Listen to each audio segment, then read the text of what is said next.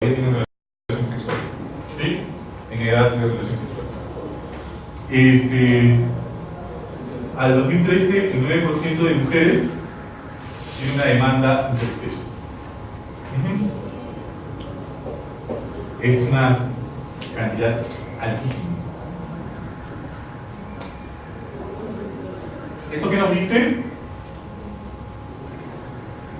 Nos dice varias cosas.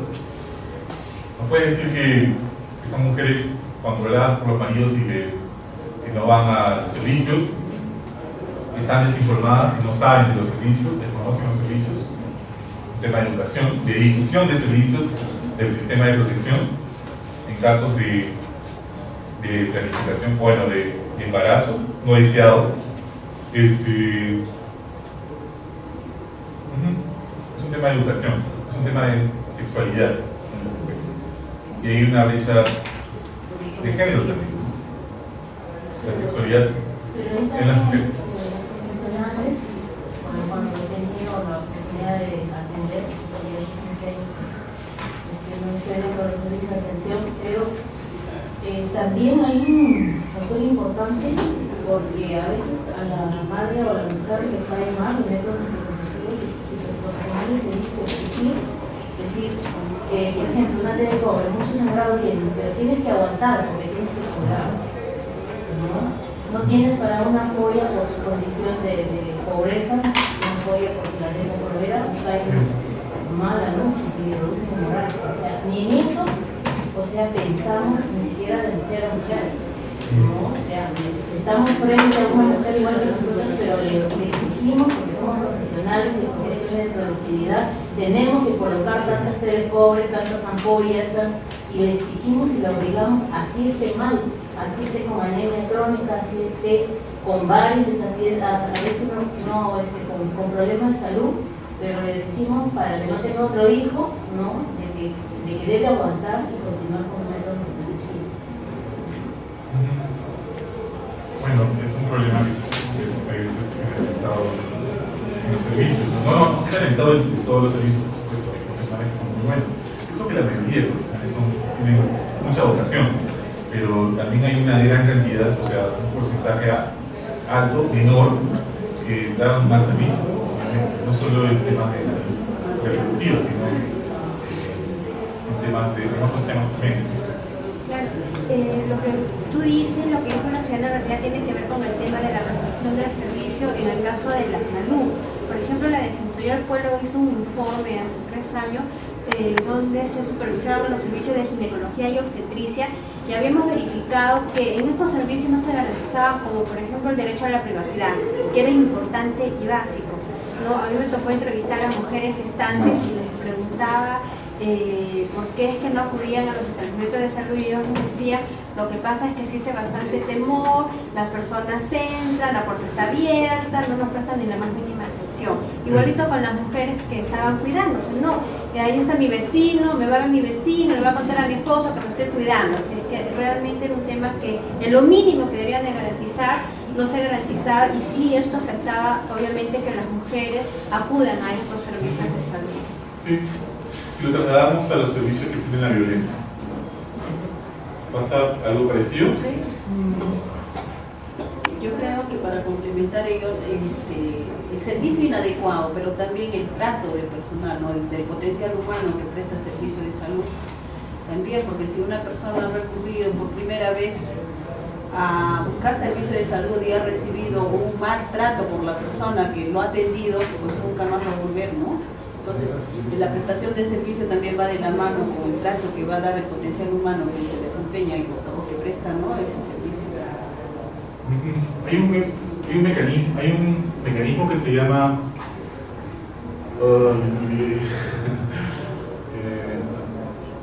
accountability horizontal. Sí, la accountability horizontal es la rendición de cuentas entre instituciones. O sea, no es la rendición de cuentas, la vigilancia ciudadana, no. Eso es accountability vertical, porque viene de la ciudadanía hacia el Estado, y es vertical. El Estado supuestamente tiene más poder, ¿no?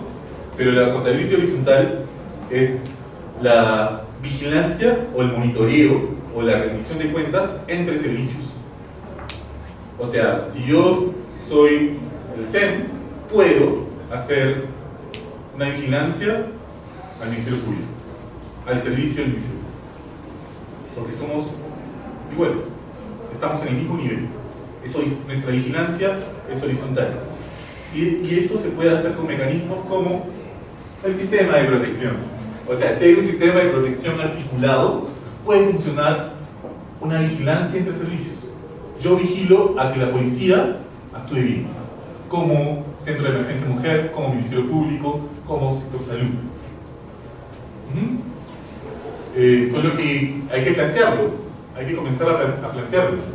En sociedades democráticas se utiliza mucho. En Perú creo que todavía no. En algunos aspectos, bueno, en los aspectos más macros sí, ¿no? El Congreso investiga a otros sectores y eso es la contabilidad horizontal, pero en aspectos más funcionales y locales debería también activarse.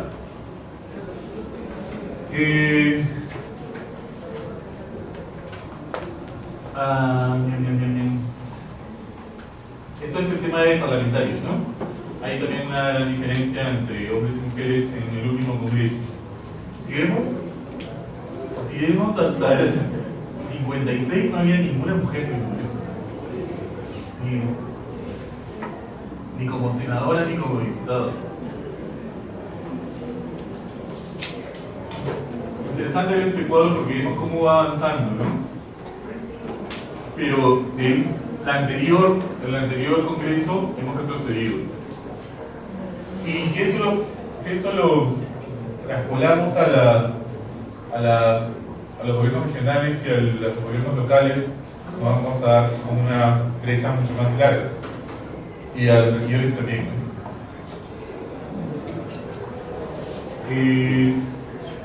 Bueno, alcaldesas y alcaldes electos.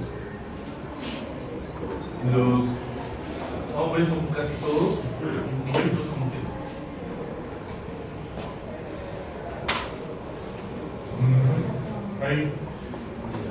Hay un elemento que nosotros nos preguntábamos con algunas personas cuando hemos trabajado un poco el tema de participación, es que, bueno, he estado pensando, que no he escrito todavía nada sobre eso, he estado pensando el tema de la participación de los niños, niñas y adolescentes desde una mirada de género.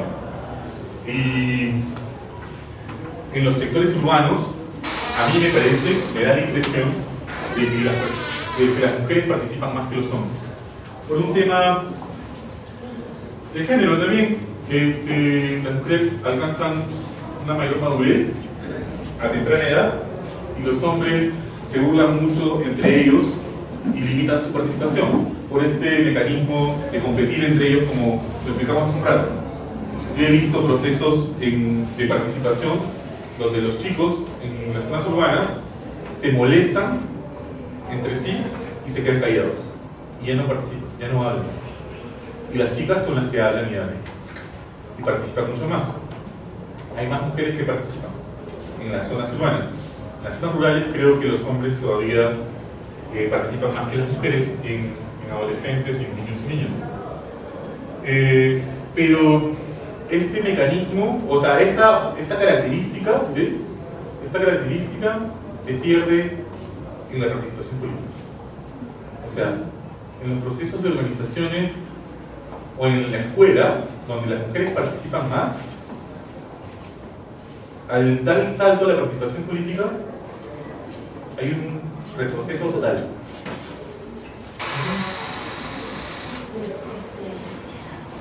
Eso efectivamente se ve porque he trabajo mucho en la escuela, ¿ya?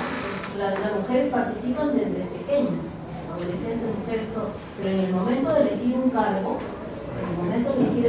quién va a ser el presidente o la presidenta del grupo, así el varón no haya participado, así no sepa hablar y sea el único, él es el que tiene el cargo. Y eso sucede, se traslada a las... En los colegios no, ¿no? En los colegios las chicas... Bueno, en los colegios allá donde he estado, y se traslada eso a las reuniones de madres y padres de familia. llegan 300 mujeres y es que 5 ese es otro varones, nivel.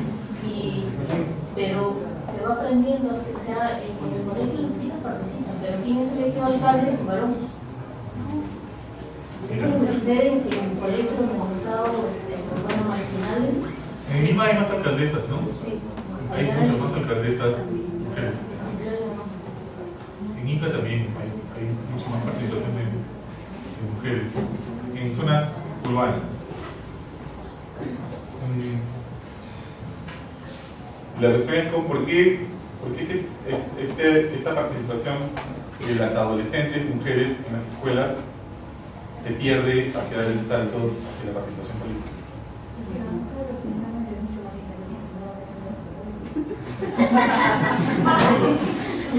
Deberíamos aprovechar la inteligencia de las mujeres para tener buenos políticos. Dale.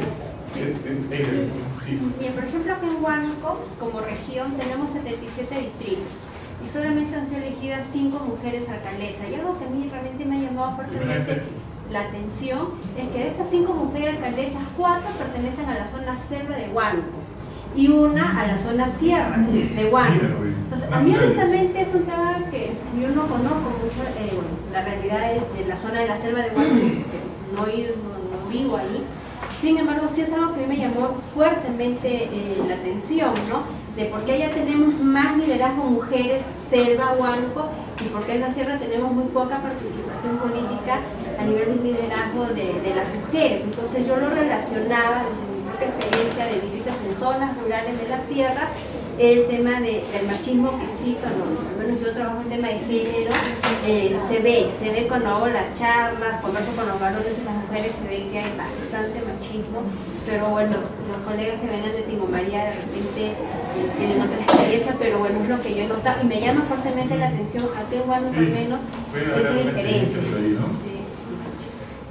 Tiene que ver con el sistema patriarcal. Igual nosotros vemos acá, hemos trabajado fomentando la participación de organizaciones de niños y niñas adolescentes, y de hecho en zona urbana, al menos acá en los colegios las que participan y las que a veces toman liderazgo cuando están bien empoderadas, en los municipios escolares, fiscalías escolares, son niñas, son adolescentes, pero eso va menguando cuando salen del colegio, entran a la universidad, y yo creo que ese sistema patriarcal ya es mucho más potente, como dices tú, y las comienza a, sumado a otras situaciones también que tienen que enfrentar las niñas por esta misma cultura patriarcal, que como decía Milagros, todos esos conceptos como se forman los varones y cuando van creciendo en edad, se vuelven más fuertes también, más arraigados en ellos y siguen legitimando, porque son conceptos equivocados y errados que se deben erradicar, no se deben seguir validando, pero que legitiman la violencia contra las niñas, contra las adolescentes. Milagro decía contra la mujer, pero hay que ser bien claro que eso legitima la violencia no contra la mujer adulta, netamente, sino contra las niñas y las adolescentes. Tú mostraste una estadística ahí que también mencionaba que este control que ejercen varones con sus parejas, hay un buen porcentaje de adolescentes varones a sus enamoradas adolescentes mujeres. Por lo tanto, este control y violencia entre parejas no solamente se da en el matrimonio, en una relación de convivencia de hombre y mujer adulto, sino de adolescentes. Y todo eso se va enraizando en esta cultura patriarcal que genera la violencia contra los niños, contra las niñas, contra las adolescentes. Para completar, quizás Bueno, respecto a este punto, necesariamente creo que en cuanto a la vida política hay un mal enfoque. ¿En qué sentido? De que estamos poniendo vida política igual a Congreso, vida política igual a municipio. Y eso muchas veces no es una comparación muy válida respecto al empoderamiento que está tomando la mujer, o en este caso el género de mujeres en la vida política. Por ejemplo, se habla mucho del liderazgo que están tomando las mujeres en cuanto a las organizaciones sociales. Uno de ellos, por ejemplo, es el vaso de leche. Dos, están tomando en la vida política netamente partidaria, por ejemplo, la tendencia fujimorista. Todas son lideresas. En el Partido Nacionalista, a pesar de la controversia, se supone que la primera dama, o todos presumen que la fuerza política, la decisión política la está tomando una dama. Entonces, dentro de la representación parlamentaria constitucional bajo elección, tal vez todavía estamos un poco atrás, pero haciendo una comparación real en cuanto a la legitimidad de la participación de la mujer como ente decisorio dentro de la sociedad, se está tomando, hay un avance en los últimos 30 años enorme. Virtualmente están copando los cargos principales de decisión, más no todavía de representación. Creo que ahí todavía falta un cambio en cuanto al pensamiento incluso de las propias mujeres. Las propias mujeres no confían en las mujeres para que las representen, y eso ya no corresponde a los varones o al sistema político, eso corresponde ya un poco a ellos, a ellas o a ellos, respecto a su propia confianza, ¿no? A ambos. Por ejemplo, muchas veces, incluso mi persona votó para Lourdes Flores Nano para presidenta.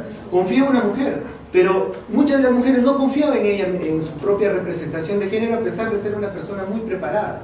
Entonces, desde el punto de vista político, no hay que verlo todavía específicamente municipios, específicamente congresos, sino de la representación o de la voz que pueda tomar de influencia respecto a los personajes verdaderamente políticos a nivel nacional o a nivel local, ¿no?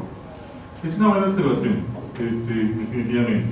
Y yo creo, estoy de acuerdo con este aspecto de que las mujeres han aumentado su participación y también están inmiscuidas en los espacios de toma de decisiones. No en todo, por supuesto. Y hay muchos espacios de toma de decisiones donde no están presentes. Por ejemplo, los espacios de toma de decisiones a nivel local, donde hay que tener una representatividad, todavía no están. Y son espacios de toma de decisiones. Sí, definitivamente. Todavía hay una brecha grande, pero sí hay muchos avances. Tenemos que pasar de tema porque si no, no vamos a terminar. ¿Sí?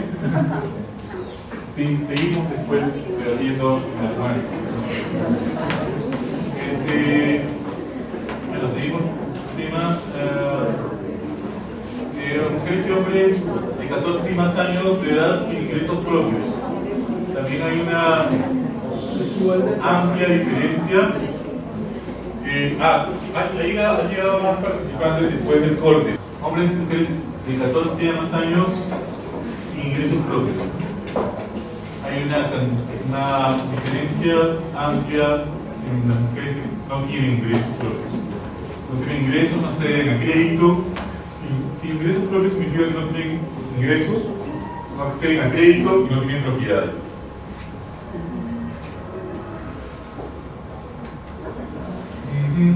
Tiempo de trabajo destinado por semana al trabajo total por mujeres y hombres. Trabajo doméstico no remunerado está aquí, ¿no? Las mujeres casi 40%, los hombres casi, 15.5%, ¿no? Es bastante brecha, ¿no? Bastante diferente.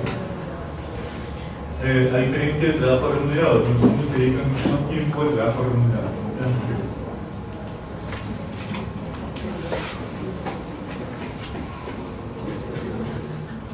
Tiempo promedio semanal destinado por mujeres y hombres a diferentes actividades según estados individuales. Necesidades personales, ¿no? Necesidades personales, las mujeres dedican un 69.26%, ¿no? Los hombres un 67.58%. No recuerdo qué eran necesidades personales, hubiera leído pero no recuerdo. ¿Quién sabe? No recuerdo en realidad. Lo averiguo y se lo digo después. Actividades educativas, ¿no? De formación, de capacitación. ¿Cuánto le dedican a la semana a las mujeres? El 34%, los hombres el 36%. Actividades culinarias. Las mujeres le dedican un 13.43% y los hombres 4%. Aseo de la vivienda, las mujeres a la semana le dan 6%, los hombres 3%. Cuidado de bebés, 8% de las mujeres, 4.5% los hombres. ¿Esto cómo afecta al desarrollo de los niños? Niñas. La repartición de los roles. Ajá. Se le reparten roles relacionados a la vivienda, al cuidado de los otros, a las niñas y a los niños que tuviera de responsabilidad. Sí, es importante eso. O sea, ¿quiénes tienen más beneficios aquí? Los mayores, ¿no? ¿Y eso qué dice? ¿Y eso qué le dice a un niño de 10 años? Que tiene más beneficios. ¿Qué dice? ¿Qué te dice como niño de 10 años? Que la hermanita hace más trabajo del varón. ¿Pero eso qué significa? Que mi hermanita que es mujer hace más trabajo que yo, que soy hombre. ¿Qué significa? ¿El hombre es sucio? No. No hay igualdad. ¿De lo que significa? Más poder. Sí. Tiene que ver con el poder. Privilegios. El hombre es más importante que el hombre. Yo soy superior. O sea, un niño de 10 años comprende eso. Yo no hago cosas en casa, mi hermana sí. Qué bacán es el hombre. Qué bacán. Las mujeres están para servirme. O sea, qué bacán, qué excelente. Yo soy superior. Yo soy un ser superior a la mujer. Yo soy un ser humano, ella no es humana.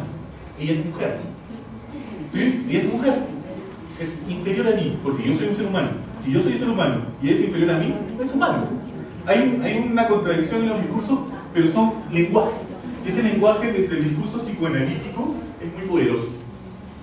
Porque es un lenguaje de desprecio. Es un lenguaje misógino. Si yo soy humano y ella es inferior a mí, no es humano. ¿Qué es? Es una cosa. No llega a ser un ser humano. ¿Por qué? Porque es inferior a mí. ¿Sí? Es un lenguaje que va construyendo la misoginia. Eso significa la superioridad de hombres y mujeres.